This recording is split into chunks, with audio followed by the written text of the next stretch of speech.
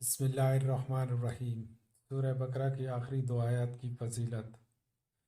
نبی صلی اللہ علیہ وآلہ وسلم کو معراج کی رات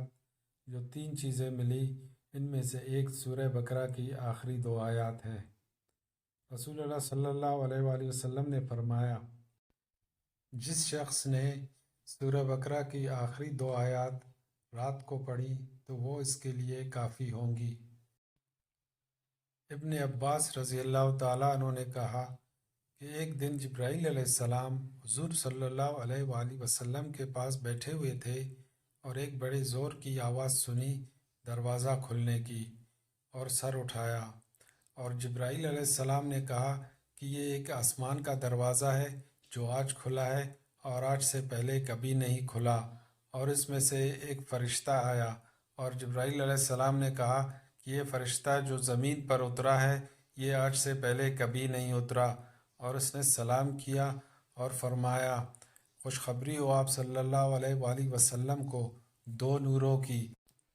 جو آپ صلی اللہ علیہ وآلہ وسلم سے پہلے کسی نبی کو نہیں ملے، ایک سورہ فاتحہ اور دوسرا سورہ بقرہ کا خاتمہ۔ آمن الرسول بما انزل الیہ من ربہ والمؤمنون کل آمن باللہ وملائکتہ وکتبہ ورسلہ لا نفرق بین احد من رسلہ وقالوا سمعنا وأطعنا غفرانک ربنا وإلیک المصیر۔ لا یکلف اللہ نفسا الا وسعها لها ما کسبت وعلیہا ما اکتسبت ربنا لا تؤاخذنا ان نسینا او اخطأنا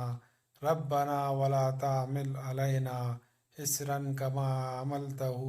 على الذین من قبلنا ربنا ولا تحملنا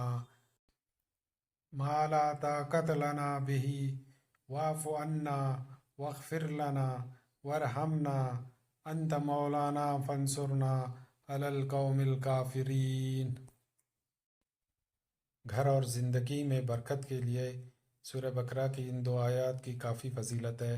اللہ پاک ہمیں ہمیشہ ان کی تلاوت کی توفیق دے، آمین۔